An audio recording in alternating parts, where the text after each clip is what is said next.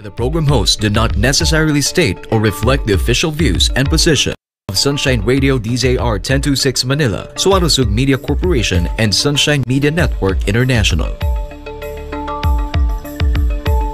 Para sa Diyos at Pilipinas nating mahal.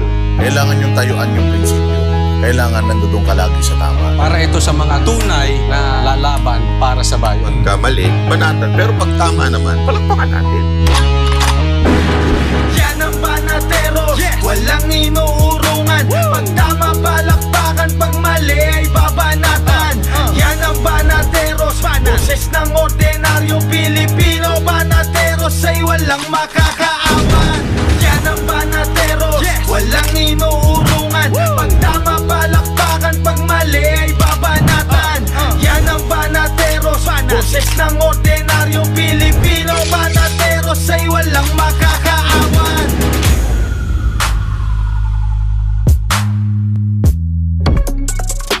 Magandang gabi, Luzon, Visayas at Mindanao. Kayo ay nanunood sa Banateros sa SMNI. Ako si Coach Oli. Ako naman po si Boss Dada.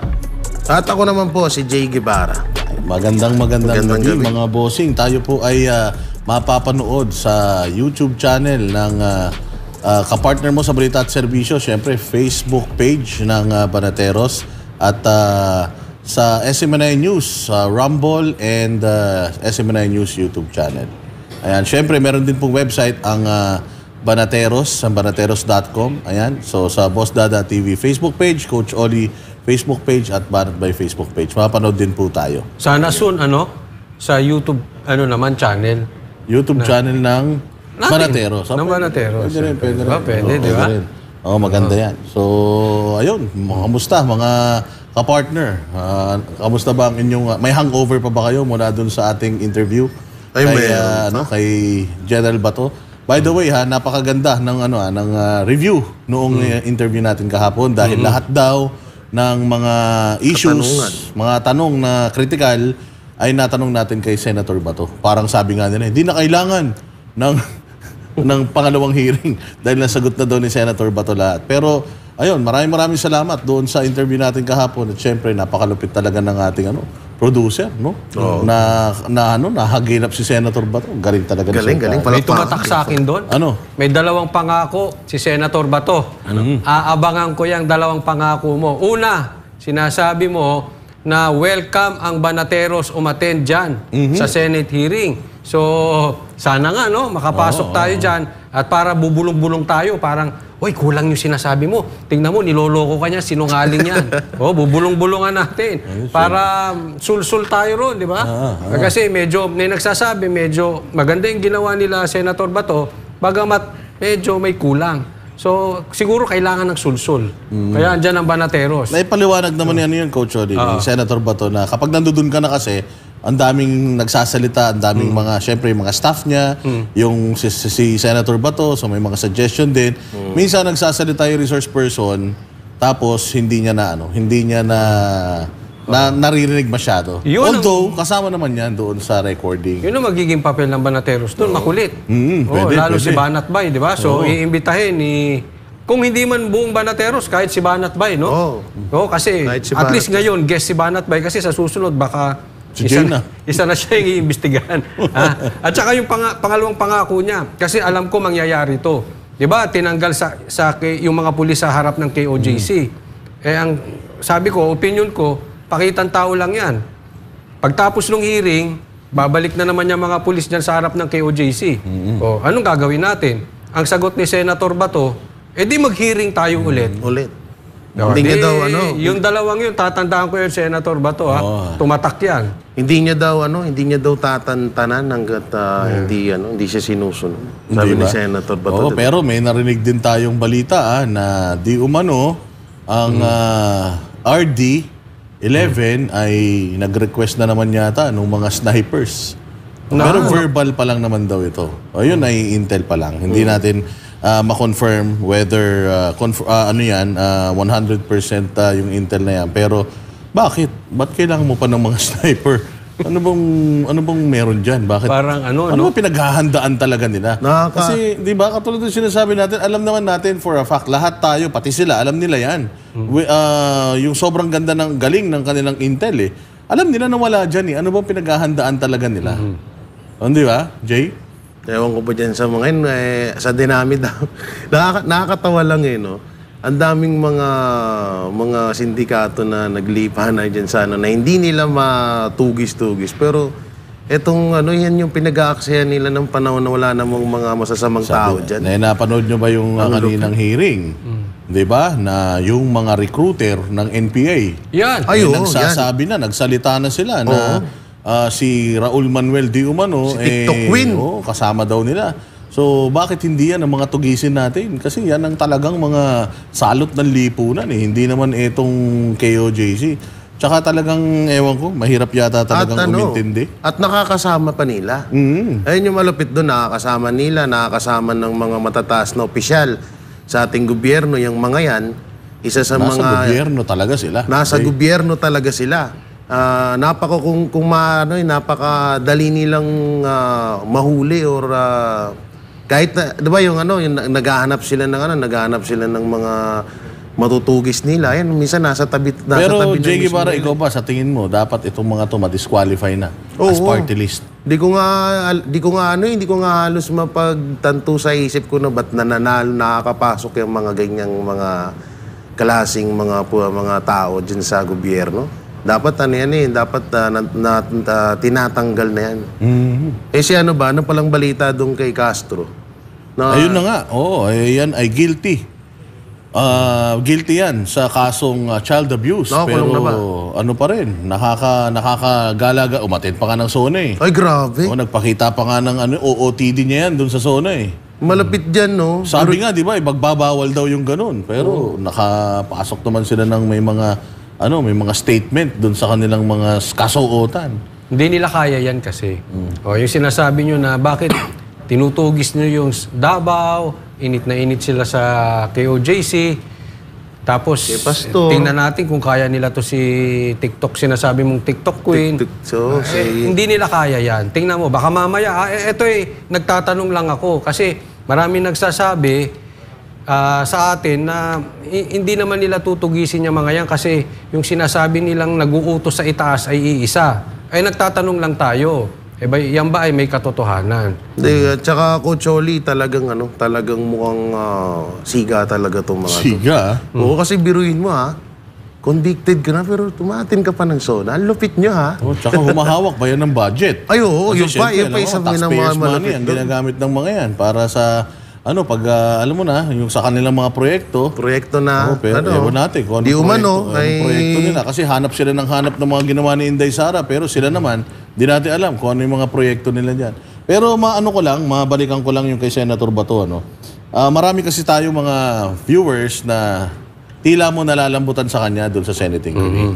Lagi natin pinapaliwanag mga bossing na naiinis tayo kay Risa Ontiveros. Sa tuwing siya ay yung manner ng kanyang pagkandak ng inquiry na parang yung mga resource person tinatrato niya hindi as resource person. Nakita niyo naman yung ginawa niya kay Harry Roque na halos hindi na makapagsalita yung tao.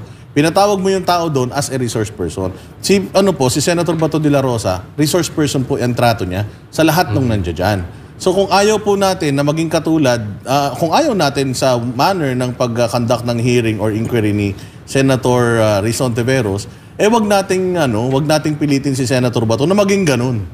Kasi ayaw natin sa senador na pag nagtanong, pabastos, na sinesermonan yung mga resource person, una sa lahat, pinatawag nga yung mga yan dyan in aid of legislation para makagawa tayo ng magandang mga batas na kapaki-pakinabang para sa ating lahat. Para kung may pagkukulang dito, mapunan nung batas na pwede nilang magawa tungkol dyan. So si Senator Bato po ay patas sa pagdinig. Kung makikita nyo, wala siyang binabastos, wala siyang idinidiin na mga resource person. Pero kung makikita mo, maririnig mo yung mga sagot niya sa atin kagabi, Coach Oli. Lahat ng mga gusto nating marinig, narinig natin kay Senator Bato. Posible kasing gusto lang niyang ipakita na pagdating dyan sa Senate hearing, patas siya. Yes. Para tayo dito sa SMNI, di ba? Pag sa live natin, ano tayo eh? Talagang di ba? Back. Pero dito, medyo dito layo kasi, di ba? So, parang medyo kalmado ka. Ganyan si Senator Bato. Pero siguro, maidagdag ko lang, okay yung ginagawa niya na hindi siya nambabastos, wala siya iniipit. Pero siguro, minsan may mga follow-up question na katulad na sinabi na sinabing kailangan 1 buwan dyan yung pulis. Hindi dapat yung medyo may follow-up question. Tama ba yan na gawain ng isang pulis? Yung mga ganun lang ba siguro? Hindi, kaya ngayon ang maganda, kaya naitanong natin lahat kahapon yun eh. Naipaliwanag niya yun sa atin actually kahapon. Sabi nga niya na medyo during the hearing, distracted din talaga siya. Sa dami ng, syempre, lalapit yung mga, yung mga consultants niya, may binibigay ng mga papel, si Senator Bato may sinasabi din. So, hindi niya, kasi nga yung vlogger-vloggeran, hindi nga niya natandaan Tama. Diyan natin napagtatanto na yung si Senator Bato, hindi, kasi napapansin ko kay Ontiveros, parang nakaano na yun eh. Oo. Naka-prepare na eh. May agenda talaga siya. Agenda niya na talaga yun. Kay Senator Bato kasi, neutral at on the spot talaga. Kaya minsan, yung mga katulad niyan, yung sa vlogger-vloggeran nga, hindi niya natatandaan. Kahit nga yung isang sinabi ni Romel na hindi wala na ako mauhuli na kriminal kapag sinunod ko yan. Hindi nga rin niya na-miss out niya nga rin yun eh. Kaya nga maganda talaga yung pagkaka-interview natin kay Senator Bato kagabi. At sana maulit muli. Kasi sana. Nalilinaw doon yung mga nakakalagpas eh. Tsaka sana sa susunod, Coach Oli, si Senator Robin naman na makausap natin. Ayan ang maganda. So ito pa, isa pang kinaganda dyan sa Senate hearing na yan. Diyan napapatunayan ng mga Pilipino. Katulad lang ni Torre, nila Marbil. Ang dami nilang mga mga pagkakamali na mga nabibisto. Mga pagkakamali nila. Maganda yan. Mga nabibisto dyan sa Senate hearing na talagang lumalabas ng kusa na sila mismo ang nagpapatunay ng mga pagkakamali nila. Maganda yung observation ni Jay na yun, Coach. Kasi nga, kay Risa Ontiveros, sa hearing niya, yes or no lang halos isasagot mo eh. So dito, parang leading yung mga questions niya. Etong kay Senator Bato de la Rosa, parang pinababayaan niya na magsalita ang mga ito. Alam naman natin, nagsisinungaling. Pag nagsisinungaling ka kasi, mahuhuli at mahuhuli ka kapag marami kang masyadong sinasabi. So huling-huli talaga itong dalawang general na ito na walang alam. Kasi kita mo naman, si Attorney Torion, talagang pinangaralan ito mga ito, parang mga estudyante. So dahil pinabayaan ni Senator Bato de la Rosa na makapag-grandstanding ang mga ito, ayun, lumabas yung kanilang kabulukan, lumabas yung mga kasinungalingan, yung mga maling paniniwala, nagsilabasan. Sa bibig mismo nila. Sa bibig nila mismo. Katulad dun sa Commonwealth Avenue ba yan? Yung sinabi ni Torre. Yun. Tsaka yung wala daw sila sa harap ng KOJC. Nasa kabila lang daw ng kalsada. Harap pa rin naman yun, di ba? Kaya nga sinabi ko kanina sa live ko sana sabi ko, talagang pinush kong mag-aral. Pero pwede pala akong maging pulis. May sinabi rin si General Torre na sa kapal ba naman ng balat ko na to? Sa kapal ba naman ng balat ko na to? Hindi na ako tatablan sa ganyan. So talagang inamin niya. Obvious naman. Inamin niya na makapal ang balat niya. Tsaka doon hindi siya nagsisinungaling. Napatunayan natin hindi sinungaling. Yun lang nga ang tamang sinabi niya sa lahat ng mga statement niya. Hindi ganyan talaga. Hindi, tama naman yung sinabi ni Torre. Ganyan talaga pag nagluluto ka ng pares tsaka mami araw-araw. Walang ayan na naman tayo sa pares. Ano ba yan? Sino ba yung nagluluto ng pares? Hindi naman nagluluto si Sir. Mukha nang marami nagsisilbi sa kanya. May tindahan ba siya ng pares? Parang nag-viral kasi dati yan. Hindi, iba yun. Ay, iba ba yun? Iba yung nagtitinda ng pares dyan sa Ross Boulevard. Iba yun. Iba pala. Si General yun. Nakasalamin. Kamukha lang yun. Kamukha ba? Meron ba tayong picture pagtabihin nga natin? Kamukha lang yun, pero hindi sila Talaga, Jay Guevara? Oo, kamukha lang yun, pero hindi siya yun. Mapahingi tayong picture kung si Diwata yun. Si Diwata pala yun. Iba yun. Sa bagay, pareha silang viral ngayon. Sikat na sikat yung dalawa na yan, Oo, actually. Sabi nga ni Banat Bay, yung isa, may only rice. Yung isa, may only lies. Ay, pareha. Galing pakigawan kami ng niyan. Ng poster. Hindi, sa Waxis. Only rice and only lies. Pwede. Mahusay yan. Mag-only rice ka. Para wag na. Sige. Pero dito tayo sa balita, reaksyonan natin to. Mayroong nasa likod ng mga ginagawang hakbang ngayon ni Police Regional Office 11, Director Nicolas Torre, the third sa Davao City. Ito ang paniniwala ni Senator Ronald Bato de la Rosa, kasunod ng kabi-kabilang issue ngayon sa lungsod. Samantala, ayon pa sa senador, hindi tama ang paglalagay ng mga SWAT sa checkpoint sa Davao City. Ang detalye ng balita mula kay Ina Mortel. Alam ko may mga instructions na nangyayari. Hindi yan gano'ng katapang na magdating dyan na ganito dapat agad ang ginagawa kung walang instruction. May nag-instruct dyan. Ito ang nakikita ni Senator Ronald Bato de la Rosa sa mga galaw ng hepe ng Police Regional Office Davao na si Nicolas Torre III. Ito'y kasunod ng pahayag ni Torre na mayroon umanong manipulasyon ng police blotter record sa Davao City kaya raw mababa ang tala ng krimen sa lungsod. Ito rin ani Torre ang dahilan kung bakit ipinag-utos niya ang relief sa 19 police stations. Sa isang panayam sa Banateros sa SMNI, sinabi ni Senator Bato na hindi basta magtatapang-tapangan si Torre at gawin ang mga pinaggagawa niya sa Davao City kung walang nagbibigay sa kanya ng mga utos. Kung ikaw, regional director ka, biglang salta ka dyan sa Davao, hindi ka man lang na-assign dyan ever since, biglang dating ka dyan at ganyan kagad ang pinagsasabi mo, despite the fact na alam mo ang record ng Davao City Police Office kung ano ang kanyang prestige na pinanghahawakan, kanyang hold of famer yung Davao City Police Office. Alam mo yan. Dagdag pa ng senador, itanggi man ito ni Torre o hindi siya mauutong walang kumukumpas sa bagong hepe ng Davao Region Police, lalo na't alam ni Torre ang katotohanan sa magandang record ng Davao City. Hindi ko naniwala na hindi niya alam yan. But despite the fact na ganun pa rin yung actuation niya, ganun yung treatment niya sa unit, ibig sabihin yan, may mga patagong instruction sa kanya na dapat ganitong gawin mo, i-pressure mo sila, i-continue the operations para mayanig yung mga tao. I am sure may mga instructions na gano'n. I-deny man nila o hindi nila ako pwedeng utuin. Matatanda ang una ng sinabi ni Davao City Mayor Sebastian Baste Duterte na isang professional lawyer si Torre dahil na rin sa mga maniobra nito sa lungsod dahilan upang ma-relieve ang 19 police station commanders at madistorbo ang kapayapaan sa Davao City. Samantala, pinuna rin ni Bato ang paglalagay ng PNP Special Weapons and Tactics o SWAT sa mga checkpoints sa Davao City, partikular na sa harap ng mga religious compound ng Kingdom of Jesus Christ.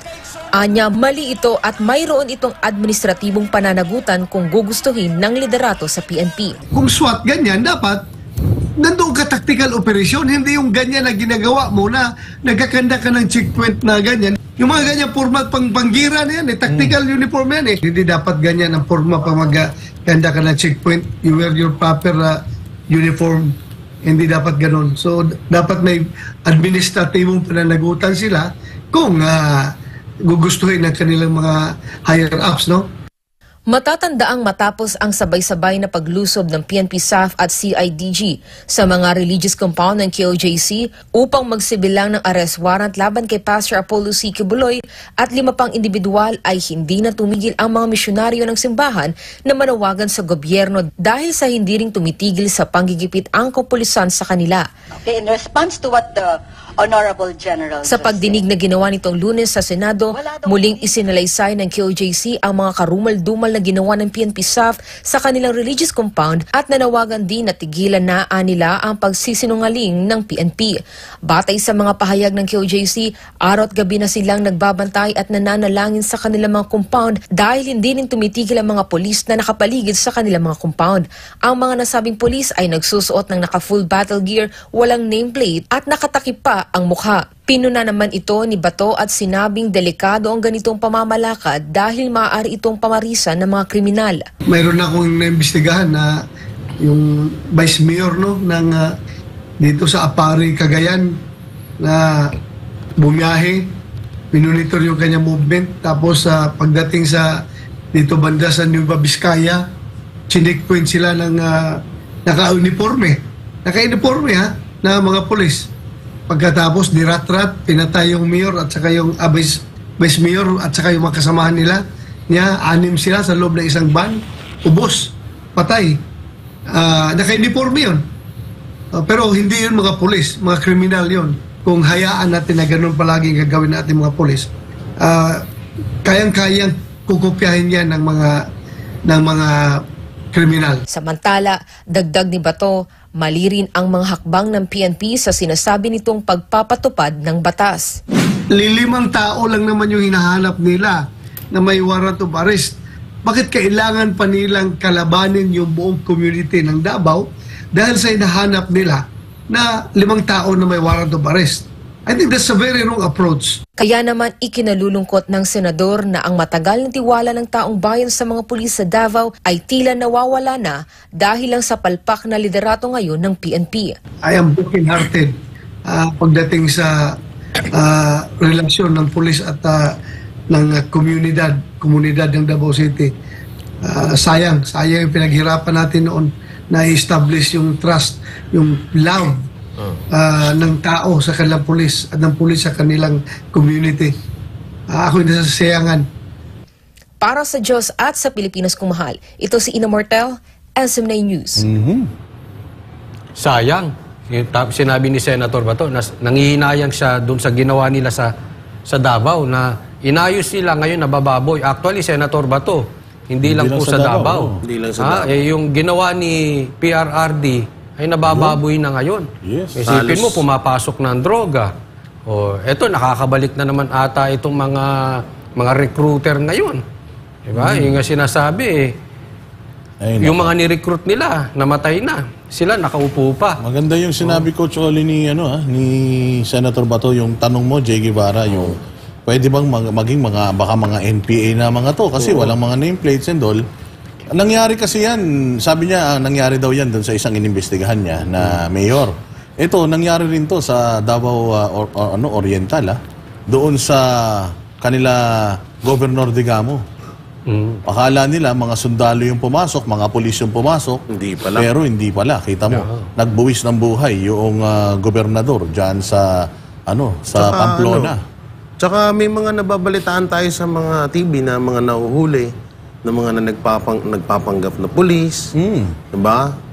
Sa totoo lang, nung naging Pangulo si Duterte noon, talagang nawala yun. Pero parang magbabalik ata ngayon. Nagbabalik na. Kasi kita mo nung nakaraan na. Nakapulis din yung mga yung sa mga jewelry store. Di ba yung mga hold-upan sa mga pawn shop? Police din ng yung yung vlogger na galing mental, nagsusot din ng pang-pulis. Oo, hindi naman pulis yun. Pero uso sa totoo sin, hindi ewan ko ba, ba't hindi na nakasuhan yun Hindi, kasi dapat talaga bawal yan. Dahil meron kang balita na nauuso, yung halimbawa na lang pinapakawalan sa bilangguan. Tapos may pinapagawang masama. Hindi ko po sinasabing ito yung mga yon. But, Pwede. Malay mo, sinautan ng tapos papasukin sa KOJC, manakit doon.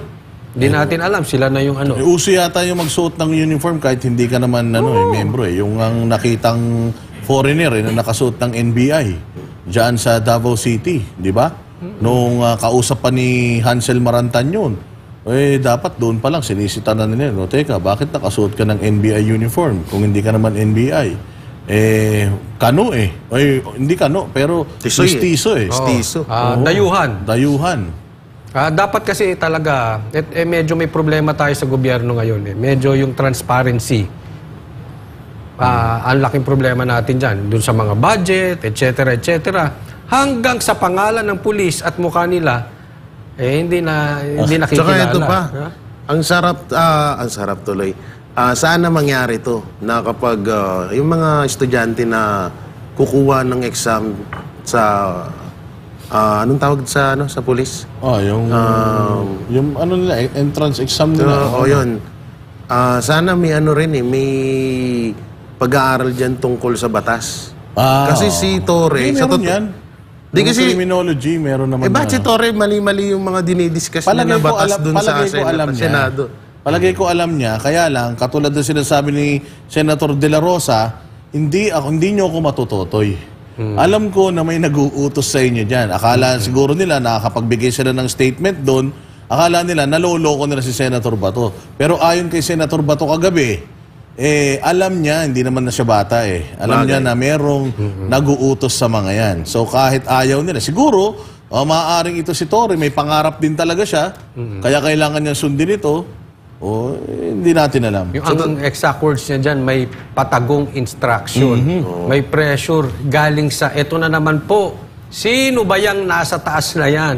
Nasa itaas nga ba o si Satanas yan? Kasi yung gawain lang po, may pagka-Satanas hindi po parang utos galing sa itaas. Tsaka nakakatawa kasi yung batas natin unti-unti na nilang binabago. Yes. Unti-unti na nilang binabago. Tapos eto pa malupit.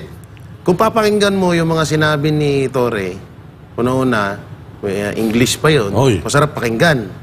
Pero kung talagang alam mo ang mga pinagsasabi niya, palpak. Hindi, kasi kita mo naman, right after niya magsalita, kinokorek kagad ni ni Atty. Torion Kasi maraming mga ganyang tao yung mabulaklak magsalita sa speech. Pag nag-speech ng English, akala mo apakagaling. 5,500 flood control projects. May mga ganun. May tono pa. Yung tawag niya nga sa bako Diba? May ganun pa sa dulo pero hindi niya pa rin malilinlang sila Atty. Torion. Lalong-lalo na si Senator Bato. Lalong-lalo na Senator Bato. Kaya siguro akala nila nakapuntos sila. Pero hindi sila makakapuntos dyan. Ganito gawin natin. Kasi yung mga nanonood sa atin, hindi naman ito maintindihan Pero Coach Oli, ang ganda nung tanong mo talaga dun sa 1,500 na police. Oo, palpak talaga Ultimo si Senator Bato, palpak Sinabi niya palpak. Palpak. Yung papasok, di ba? At meron pa akong nadinig, kung hindi ako nagkakamali, sinabi ni Sir Torre na naniniwala siya nandoon daw sa loob si Pastor Kibuloy. Malawak lang kaya hindi makita. So, ibig sabihin, kaya nga gina-justify nila kung bakit sila nag-stay dyan. Gina-justify na papasukin. Gusto nilang pumasok ng kahit na hindi sila armado. Lahat po yung statement na yon na naniniwala siya na sa loob si Pastor, ayan ay justification, excuses, para doon sa mga kapalpakang ginagawa nila, mapanindigan nila. Kaya nga ako, hindi ako naniniwala talagang si Pastor ang pakay nila dyan Oo, hindi siya. Kano-ano kaya Kano-ano ni Torres? Kahit yung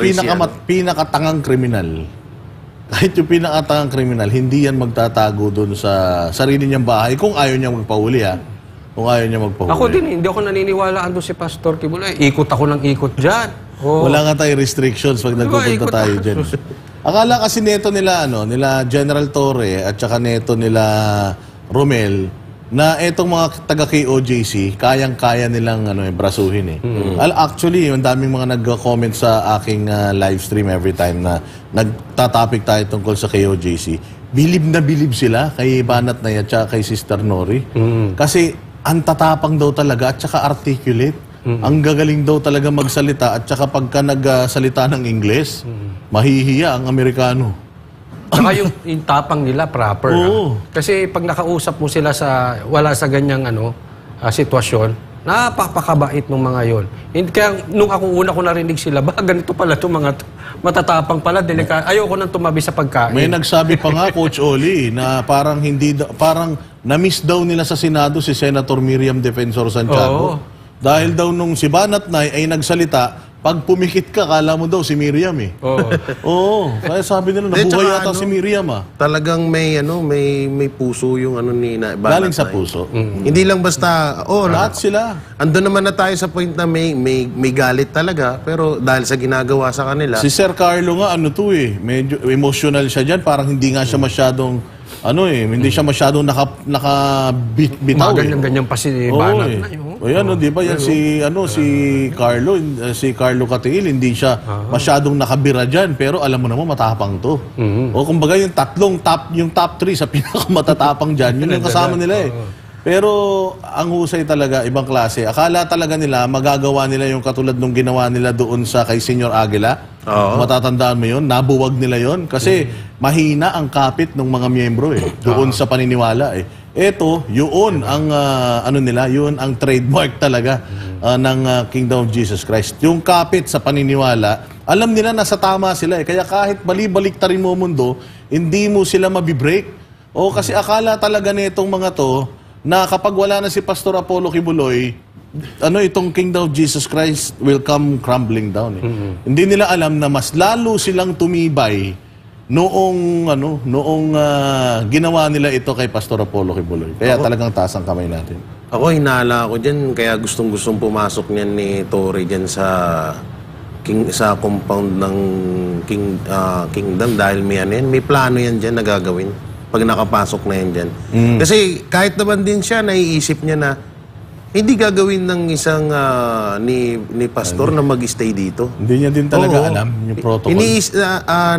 Alam niya yan. Hindi naman yan pinanganak kahapon para di niya alam. May plano yan dyan siguro. Siguro may plano yan dyan na gagawin kapag nakapasok na siya dyan, nakapasok na sila. May mga bagay-bagay na siguro baka inutos na din sa kanya. Kapag nandito ka na sa sa si Coach Oli may background to sa sa batas dahil nag-abog nagloto kaya lang ilang taon hindi mo pa natatapos baka matapos mo na ngayon si attorney Torrio ng teacher mo kaya lang baka takpan daw yung mata mo pag recitation yun ang mahirap. Bilib ako kay attorney Torrio ang sharp pero hindi ba Coach Oli 1,500 na police sa ganung kalaking sa ganung kalaking property. Di ba pagka kakandak ka ng search, kailangan merong representative ng barangay, may representative ng media, merong private sector. Para malaman natin na yung search okay talaga, yung hindi gagawa ng kalokohan yung mga police, di ba? Kumbaga yun yung protocol 1,500 na personnel. Paano mo babantayan yun? Paano ka kukuha ng barangay personnel na magbabantay doon sa 1,500 at media personnel na magbabantay sa 1,500. So alam mo talaga na imposible yung gusto nyo mangyari. Therefore, talagang hindi nila aalisan to. Indication, kasi nagbigay na ng compromise ang KOJC. Hindi, sige, pasok kayo. Kasi nagawa ng NBI. Actually, napahiya nga sila sa NBI. 20 times na nag-conduct ang NBI ng operations. Walang naging problema, walang reklamo sa amin, nakahuli naman kami. Pero bakit ang pulis hindi kaya yung ginawa ng NBI? Di ba? Ang ganda yung words na sinabi ni binansagan niyang wrong approach. Wrong approach talaga yung ginawa diyan ni Torre. Yan na lang yung sinabi niyang mali yung kanilang uniform. Panggera.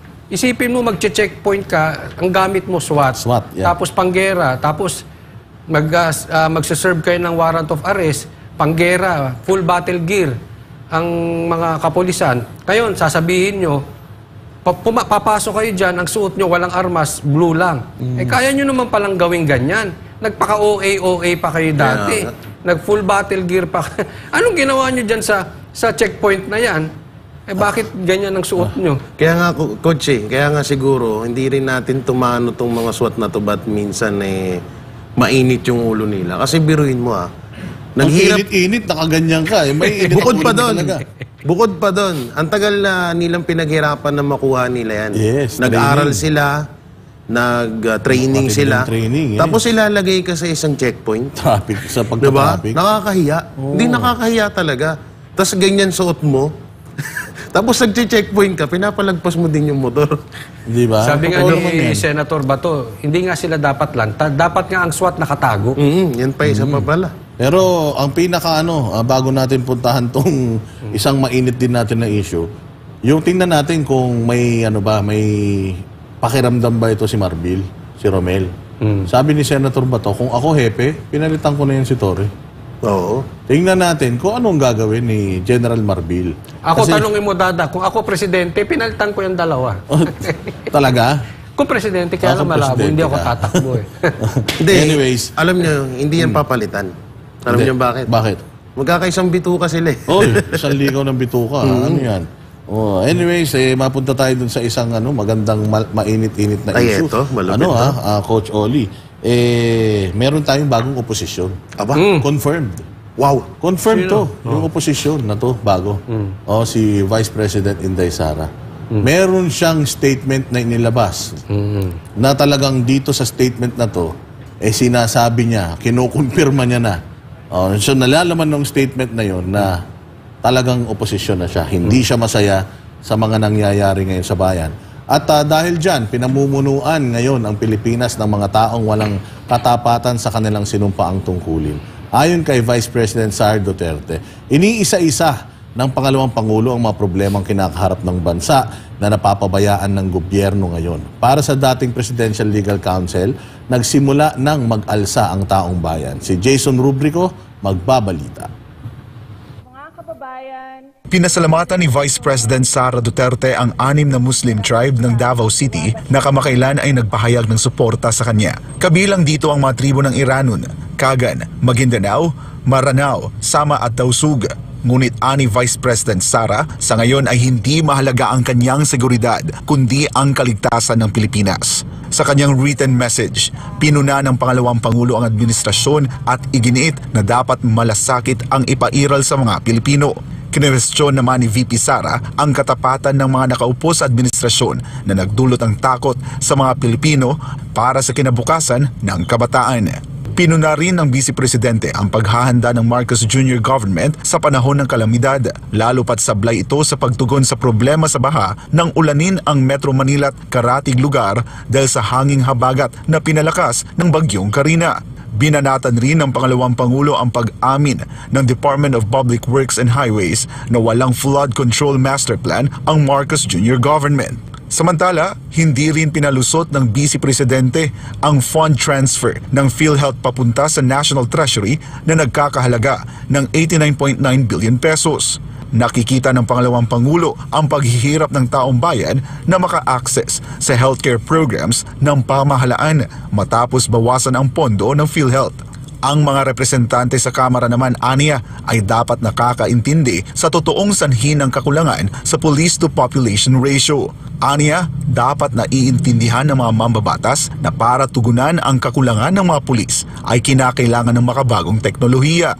Pinuna ni VP Sara ang pagsawsaw ng mga mambabatas sa isyu ng iba imbes na magpasa ng makabagong batas. Pinuna rin ni Vice President Duterte ang airport officials na imbes magsumikap na magkaroon ng world-class facility at pahalagahan ang seguridad at privacy ng mga pasahero, lalong-lalo na ang mga kabataan, ay sila pa ngayon ang walang imik sa ganitong issue. Matatandaan na nagkaroon ng media leak ang pag-alis ni VP Sara papuntang Germany. Nakuhanan siya ng CCTV footage, pati na ang kanyang mga anak. Bilang isang malayang bansa naman, ipinunto ni VP Sara na dapat ang Pilipinas ay tumindig laban sa panghihimasok ng mga dayuhan sa internal affairs ng gobyerno. Pero sa halip na manindigan ay yumuyuko at sumusunod na lamang ang Administrasyong Marcos sa kumpas ng mga dayuhan, lalo na sa issue ng International Criminal Court. Paliwanag din ng pangalawang Pangulo na dapat nangunguna ang Pilipinas sa mga karatig bansa dahil sa sipag at galing ng mga Pilipino. Pero dahil sa mga mapanlinlang ng mga tao para maupo sa pwesto ay patuloy aniya na nagugutom, naghihirap at lumulubog ang bansa. Sa huli, binigyang diin ni Vice President Duterte na pagod na ang mga Pilipino na makita ang bansa na napag-iiwanan. Tinatrato na parang walang halaga, hindi kaaya-aya at sunod-sunuran sa ibang lahi. Aniya, deserve ng mga Pilipino ang isang matinong gobyerno, bagay na hindi ramdam ng nakararami sa kasalukuyang administrasyon. Para sa dating Chief Presidential Legal Counsel ng Administrasyong Duterte na si Attorney Salvador Panelo, ang sinasabi ni Vice President Duterte ay yun din ang hinaing ng taong bayan. Kaya ani Panelo, kinakailangan ng magising ng administrasyon ni Pangulong Ferdinand Marcos Jr. Madaling sabi, kailangan ng administrasyon dahil yung pangalawang Pangulo na ang nagbabalidate sa sinasabi ng ating mga kababayan. At ang kababayan din natin na nagbabalidate sa sinasabi ng Vice Presidente. Kailangan po magising na kayo sapagat hindi na ordinaryo ang nakikita at naririnig ng taong bayan. Dagdag pa ng abogado na kinakailangan ng makinig, tugunan ang hinaing ng taong bayan at kumilos ang kasalukuyang administrasyon. Dahil aniya, simula na ito ng pag-aalsa ng mga Pilipino. Sapagkat yan ay simula na ng pag-aalsa. Kung hindi man sa kalsada, nagsimula na iparamdam sa inyo. Huwag na kayo maghintay na itong mga tao nito at pati ang Vice Presidente lumabas sa kalsada at magprotesta sa ginagawa. Ayun na nga. Alam nyo, delikado to Delikado sila. Napakahirap na meron kang matalinong Duterte na magiging kritiko mo. Kasi alam nyo, dyan sumikat si PRRD noon Nung si PRRD, nung panahon ni Pinoy, hindi naman direktang inaatake si Pinoy, pero direktang ina-address ni PRD yung mga issues ng bayan natin. Nasumikat si PRD dun sa rice smuggling Oo, talagang nagmura siya at sinabi niya, huwag niyong gagawin dito sa Davao, papatayin ko kayo lahat dito. Pero ang hirap maging kalaban ng mga Duterte. Maniwala kayo, lalong-lalo na 32 million ang bumoto dyan, Coach Oli. At matanong kita, Boss Dadas, kilala mo ba sino political advisor nila? Ng Pulahan, itong sila Marcos. Wala. Meron ba? Sino? Si Abalos. Hindi kasi kung meron silang political advisor, para sa akin, si Santihin nila. Maling-mali talaga. Lagi ko po itong binabanggit. Laging sablay, no? It's a political suicide. Yung at this early, etong stage na ito, kakalabanin mo agad ng Duterte. Maling-mali. Parang nasobrahan kayo sa multivitamins. Kaya dapat alam naman natin kung gaano kamahal ng taong bayan ang mga Duterte. Pero maaga kitang-kita ng tao talagang ginipit agad si BP Sara, ang mga Duterte at ang Davao. Mali talaga 'yon. Ewan ko kung saan sila ngayon. At ito ay nagsisimula. Kaya nga ako tuwan-tuwa Tuwan-tuwa ako dito ngayon sa kay tama po ang schedule natin. Nagsisimula na si BP Sara. Pero feeling ko, hindi naman nila inaaway si Inday Sara Hindi lang nila ine-expect na kakalas sa kanila. Hindi lang talaga nila ine-expect na na sisitahin sila sa mga katarantaduhang ginagawa nila. Unang-una sa lahat, akala nila tama yung ginagawa nila Yun ang problema Naku. Yan nga yung yan ang mahirap na nangyayari ngayon. Yung ating yung ating Vice President, siya yung gawa ng tama at tinatama niya, itinutuwid niya yung pagkakamali na ginagawa ng ating Pangulo. Kasi sa totoo lang, yung mga karapat-dapat na gawin ng Pangulo natin ngayon, si BP Sara ang gumagawa. May kasalanan talaga dito para sa akin. Si Tambaluslos Siya talaga ang punot dulo nito. Kasi si Inday Sara tahimik na nagtatrabaho. Wala siyang pakialam sa politika Sinabi naman niya yan noon na wala akong paki sa politika nyo, ang layo pa ng eleksyon. Magtrabaho muna tayo. Tahimik na nagtatrabaho yung tao Pucha, nagbayad sila ng mga ng mga vlogger na titirahin tumayat-maya. At hindi political vlogger, Hindi political, pati mga mga influencer na iba ang content, binabanatan siya. Si Inday Sara lang. At may ebidensya tayo dyan. Oo, saan ba nagsimula yung issue sa kay Inday Sara? 125 million na ginastos daw ng 11 days. Paano pa pala yung 1.4 billion na ginagastos araw-araw para sa flood control projects na nakita naman natin na wala talagang maipakitang infrastruktura tungkol dyan. Hindi ba? Hinahanap pa nila noon kay Pulong yung 50 billion kuno na kanyang budget. Tapos binabaha daw ang Davao. Hindi naman Davao City yung yung baha. Nasa ibang parte naman ng Davao. Hindi naman distrito ni Pulong Duterte yun. Pero hinahanap nila ngayon, tahimik itong mga kritiko. Hindi lang mga kritiko ultimong mainstream media. Itong 1.4 billion na ito ay hindi pinag-uusapan. Kaya nga napakaswerte talaga natin na meron SMNI.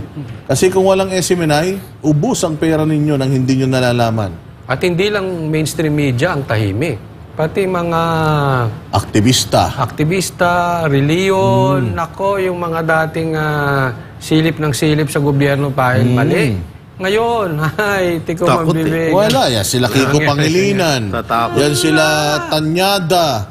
Yung mga critical noon kay PRD. Ngayon, hindi mo marinig sasalita. Wala silang sinasabi tungkol dito sa mga ano na to. Just recently, may nakita tayong isang write-up na mga general na retired ay gumawa ng manifesto kanilang pagkadismaya dito sa administrasyon. I think 80 plus na mga dating opisyal ng PNP and I think military ang talagang nagpakita na ng kanilang pagkadismaya. Unti-unti na talaga na nabubuo. Lahat ng sektor unti-unti nang lumalabas. At saka, itong mabigat dyan, tinawag na ni BP Sarang budol itong mga to. Indirectly budol. Kasi ano sinabi niya? Mga taong walang katapatan mga sa trabahong kanilang sinumpaan. Yan. Di ba? Anong tawag mo doon? Budol. Tsaka pangkalahatan yun. Pangkalahatan yun, hindi lang sa, pati din sa mga, pati din sa mga kapulisan din na may, diba, katungkulan nila na katapatan na yung kanilang sinumpaan. Pero tingnan mo ngayon, ano nangyayari? Isa pa, nagtinda ng pares. Ay, sorry. Sigurado ako mag-iingay itong Congress dahil i-kinall out niya ang Congress talaga na mga congressman na nakikisawsaw sa mga issues na hindi naman na dapat nilang pinakikialaman dahil unang-una sa lahat, kayo mga mambabatas ay nandiyan dyan para gumawa ng batas. Yun ang ine-expect natin. Na, again, kukuyugin na naman ito ng mga dyan sa kamera, itong si BP Sara. Kasi ganyan parang pinainan siya tungkol dyan sa confidential funds na yan, yung mga, tingnan mo ano to yung sinasabi natin kanina na iniimbestigahan ito yung TikTok queen, sino yun? Si Raul Manuel. Oo, di ba? Tapos, binanatan pa ni BP Sara tong sa Congress. So, syempre, magkakampi-kampihan na yan. Hahanap ng amor itong si TikTok Queen. Kakampihan at babanatan nila to si BP Sara. Alam naman natin. Demolition job talaga. Kaya naman talaga. Yun ang nagtulak talaga sa kanya. So, ngayon, diniklara niya na yung sarili niya na talagang oposisyon. Kasi nakita nyo, 90 billion, 89.9 billion PhilHealth funds. Hindi po yan taxpayers' money. Contribution po yan. Ng mga, galit na galit nga tayo na yung contribution sa SSS ilalagay sa Maharlika Funds Tapos ito, contribution ng mga manggagawang Pilipino, kinuha, ininagay sa national budget. Hindi ninyo pera yan. Pera ng PhilHealth yan, specific. So yan talaga yung mga napakalaking mga kabulastugan dito sa Pilipinas ngayon na nagtataka tayo. Walang pumapansin na mainstream media, walang mga politiko na pumapansin. Naambunan ba kayo rito? Kaya ganito ang nangyayari sa bayan natin. Sa totoo lang, yung 89 billion, 0.9 billion, pwede naman ilaan yan sa mga Pilipino na mga walang kakayanan magbayad ng mga bill nila sa ospital, lalo't na malakihan ng gastos. Pwedeng doon yan kaso, saan ba napunta? Speaking of yung demolition job, si dating Senador Trillanes. Ay, yan na naman. Nakritiko at kesyo makabayan at lahat ng mga korupsyon ay gusto niyang paimbestigahan. Pero itong mga korupsyon na nangyayari ngayon, di ko mabibig niya. Yan, pag-usapan natin. Tsaka Trillanes, napapansin ko, sumasabay ka kapag may mga trending issue. Gusto niya, natatabunan siya gusto niya laging lumabang Kailan ba nagsampayan? Anong araw? Ko ngayon lang Ngayon lang. Oo, ngayon lang. Yan, tandaan mo, Trillanes, sinumpong ka ngayon lang Pero alam mo, may statement nga si Senator Bongo dyan sa... mayroon pang video presentation si Senator Trillanes. Ay, wow! Na inilabas sa kanyang Facebook page patungkol dito sa corruption na ito. Pero alam naman natin na na-discuss na to sa Senado noon nagkaroon na, hindi pa senador si Senator Bongo noon. Actually nagsalita pa nga si PRRD noon na kapag napatunayan nyo na nangurakot ito, tatanggalin ko to. Yun yung sinasabi ni PRD noon mayaman to. Oo, hindi na to magnanakaw, tsaka hindi kami nandito para dyan. So, kanina, nagsampa na naman ng panibagong plunder case si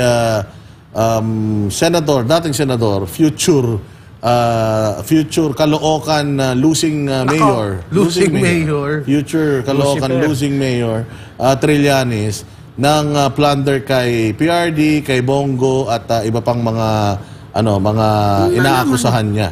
At ano daw to, tungkol dun sa free gate deal, na di umano meron daw bilyon-bilyong proyekto na inaprubahan sila with foreign contractors. Bilyon-bilyon. Nakaraan na yun Pwede yung ngayon. Pwede yung ngayon mga bilyon-bilyon na pera ang habulin mo, dating Senador Trillanes. Yan, katulad niyan, yung sa PhilHealth. No, pwede mong yan, di ba? Yung sa flood control. Oo.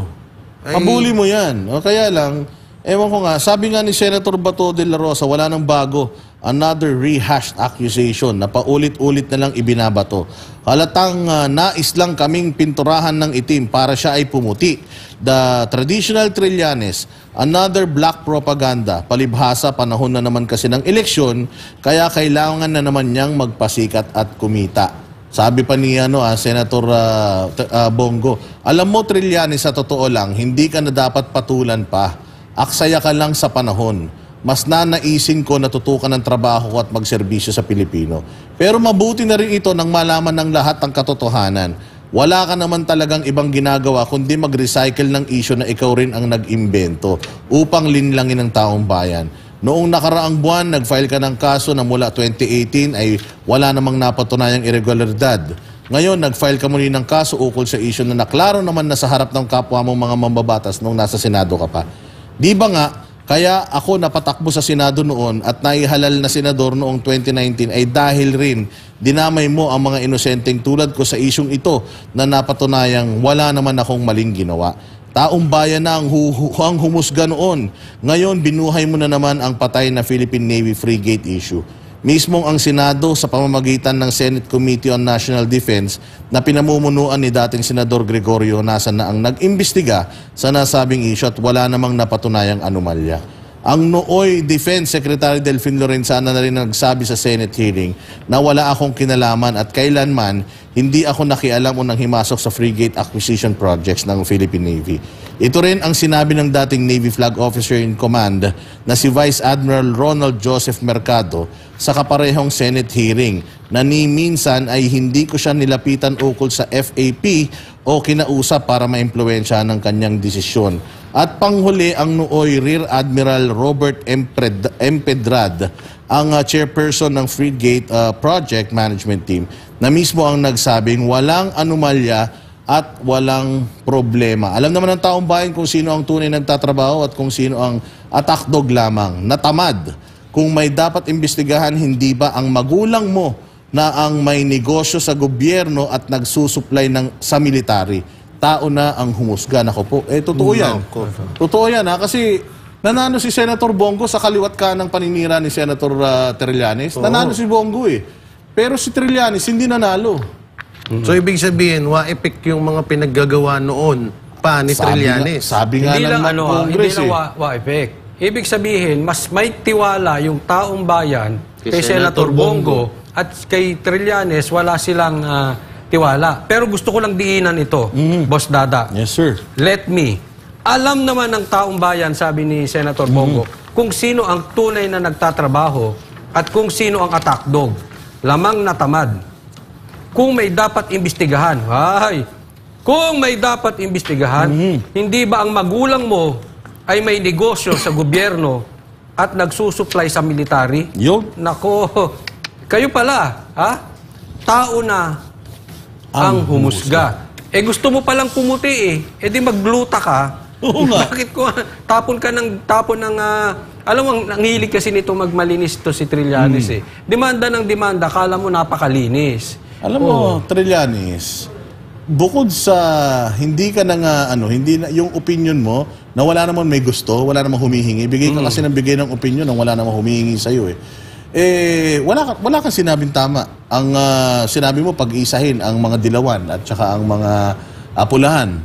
Tinan mo, tinabla ka. Wala sinintiwala sa'yo Congress, sinabi na ikaw ay pambansang marites. Ouch! Ang sakit nun, kasarili mong kagrupo, walang tiwala sa'yo. Lahat ng mga kalokohang kaso na idindorso mo dyan sa Senado, dalawa yan, yun ng sila Bongo at Silpulong ay involved sa drugs at saka itong frigate deal na to, parehas na yan, na walang nangyari dyan. Hindi pa senador si Bongo niya na ikaw ang senador niyan. Ibig sabihin, talagang Senator Trillanes, wala ka ng reputasyon. O kaya, imbis na sana, gamitin mo na lang yung nalalabing mga panahon sa buhay mo bago ka pa makarma ng lubusan. Mamamatay na ba? Hindi naman, pero naman, sinasabi ko lang na bago man lang masayang yung kapugian mo. Nako! Pambira si Dada. Wow! Alam mo, ang pogi mo nun, sa sobrang, ewan ko sa'yo, kakaisip mo sa mga Duterte, mukha ka ng losyang ngayon. Kasi puro Duterte lang nasa isip mo, Duterte. May mas malaki tayong kinakaharap ngayon. Hindi kaya todo ganyan si Trillanes, hindi kaya talagang may nakikinabang din siya. Kasi pwede yan yung mga anti-Duterte talagang magbibigay sa kanya. Pwede kasing ganun. Tinakwil nga yan, Jay. Tinakwil ng dilawan yan. Tinakwil ng Kongreso yan. Lahat, wala nagmamahal dito. Baka yung nanay na lang niya na di yung umano. Yung nanay na lang niya na di umano, sabi ni Senator Senator Bongo, ayan, ang magulang mo ang may negosyo sa gobyerno at nagsusupply sa militar. Ano kaya yun, no? Mga negosyong yun, no? Actually, narinig na rin natin yun kay PRRD noon pa kaya lang sabi ko nga hipokrito to. Ano ba yung dating kaso niyan? Yung sa, Carbosio ba yan? Ano? Yung dating issue niyan ni Trillanes. Hindi, basta dating coup-platter yan. Hindi kaya niya ginagawa to dahil para hindi mapansin yun? Ano ba yung kaso niyan? Yung binibintang sa kanya dati na ikipag-usap siya sa China. Yung back-channeling niya sa China. Oo. Kaya siguro... Actually, wala nang kahit siya may kasalanan doon, kung halimbawa man. Wala na rin pakialam basta mawala lang sa sirkulasyon dahil, garapata no? Pero ako mas gusto ko, actually hamon ko yan sabayan niyo ulit si Senator Bongo, takbo ka sa Senado. Gusto kitang tumakbo. Kasi matatalo ka dyan sa Caloocan, sigurado. Mas may pag-asa kang matalo ng bahagya sa Senado kaysa sa Caloocan. Sa Caloocan, malaki ang sasapitin mong ron. Tsaka pagkatalo ron. Na may pagtatawanan tayo. Tsaka Trillanes, kailangan nila ng lookout. Laging dilat yung mata Grabe yung mga umaatake sa Duterte, no? De Lima. Trillanes. Castro. Torre. Castro.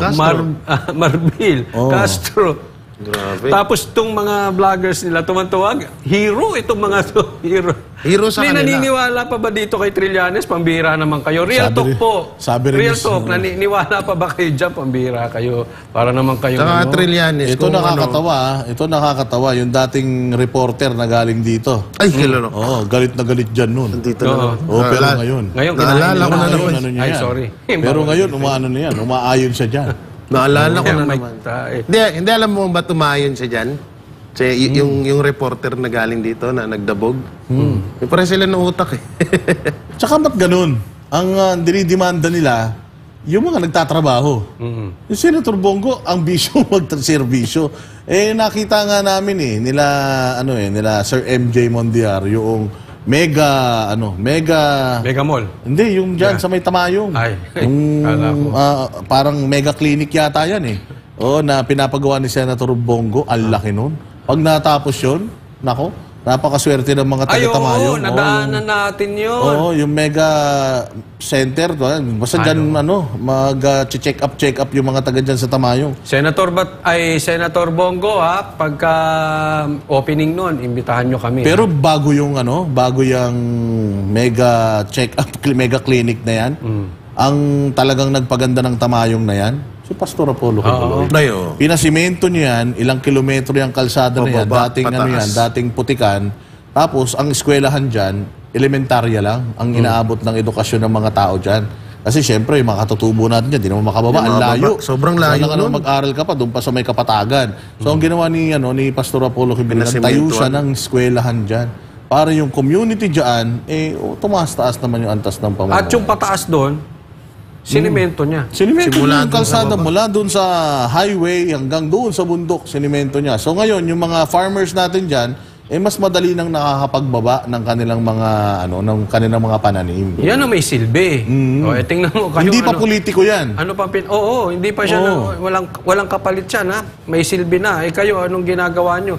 Yung nakakatulong sa bayan, lagi na lang yan ang pinupulaan. Iniipit nyo pa. Yes. Kayo nga walang naitutulong. Tsaka nag-ano pala ako nag-Google ako kagabi. Ba? Hinanap ko yung mga nagawa ni Trillanes sa Pilipinas nung senator siya. Wala akong nakita. Wala? Baka binura na. Sabi ko, grabe naman to si Google. Kahit si Google, galit kay Trillanes. Wala rin lumalabas. Sabi ko, grabe ka naman Google. Hinahanap ko kahit papano, kasi baka mamaya, kaya nagpapapansin to si Trillanes, baka gusto ng promotion. Kasi nga tayo tatakbo. Paano ka namin po-promote? Wala ka namang ginawang maganda. Yun lang. Diba? Diba? Maganda naman daw itsura niya. Hindi naman kami katulad ng tanso vlogger na kahit walang kagandahan na ginagawa yung pinopromote nila, promote lang kasi bayad sila. Hindi naman kami ganun. Yun lang. Yun lang ang kagandahan yan. O kaya yan. Again, lagi natin sinasabi, ang final message na para sa akin, na dahil kulang yung ating oras, Master Judea, magpagaling ka, ha? Kailangan bukas nandito ka na. Bawal umabsent. Alam mo yan. Dahil pag umabsent ka, baka susunod. Ito si Jay Guevara na absent. Pero katulad ng lagi natin sinasabi, dito sa SMNI, talagang tututukan natin lahat yan. Lahat ng mga hindi ibinabalita ng ibang mainstream media, dito natin yan ibabalita. Sayang, hindi pa natin naibalita yung demandahan. Kasi plano daw idemanda sana ni Torre. Ni General Torre si Baste. Pero pag-uusapan natin yan sa ibang araw. Kulang na yung oras natin. Kaya ayun lang. Again, SMNI, mag-follow kayo sa Banateros Brothers, Coach Oli Bosdada, Jay Guevara, Pastor Judea, at syempre si Banat Bay. At syempre lahat ng social media platforms or social media accounts ng SMNI, inyo din pong i-follow para kayo po ay informed. Totoong balita po maririnig nyo dito. Mga balita na talagang merong effect sa buhay ng tao. Jay. So yun mga kababayan natin, ulitin namin palagi namin pinapaalala to ng mga banateros na palagi ko kayong maging mapagmatsyag sa lahat ng mga balitang napapanood nyo, mapa-social media man, kung saan man social media platform yan at sa mga mainstream media. Mas maganda pa rin po na kayo mismo ang makatuklas ng katotohanan. Ako naman, ako'y tuwang-tuwa at start na natin mag-celebrate dahil si VP Sara ay talagang lehitimong oposisyon na. Alam naman natin, kahit before pa, wala talagang unity. Pero itong huling statement ni VP Sara ay napakalaking bagay sa atin. So, huwag kayong mainip. Basta abangan natin kung ano man na magiging hakbang ni VP Sara at ng mga Duterte. Dahil alam natin, sila lang talaga ang seryoso sa pagtulong sa ating bayan. At ito naman kay Trillanes, pambihira. Kayo namang mga naniniwala, lumagay naman kayo sa katinuhan. Tingnan nyo naman yung source ng inyong saya at yung source ng inyong panama sa gobyerno ay si Trillanes. Pambihira kayo. Taasan nyo naman ang antas ng inyong pagbablog. Tama. Kita-kita po tayo ulit, mga banateros, dito lang sa SMNI. Pag tama, palakpakan. Pag mali, banatatan. Ako po, si Coach Oli. Ako naman po, si Boss Dada. At ako naman po, si Jay Guevara. Para sa Diyos at Pilipinas nating mahal.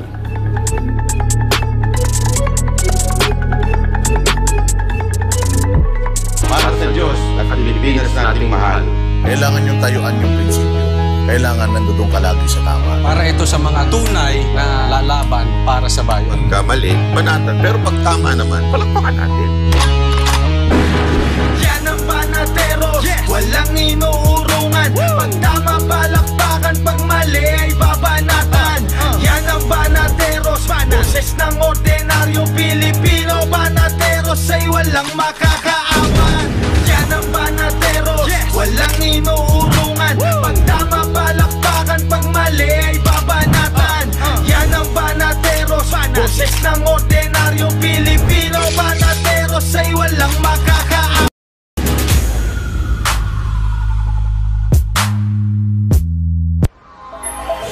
Subscribe to SMNI News Channel and turn on the notification bell to keep you up to date. Also visit our official social media accounts and join our community on Viber and Telegram.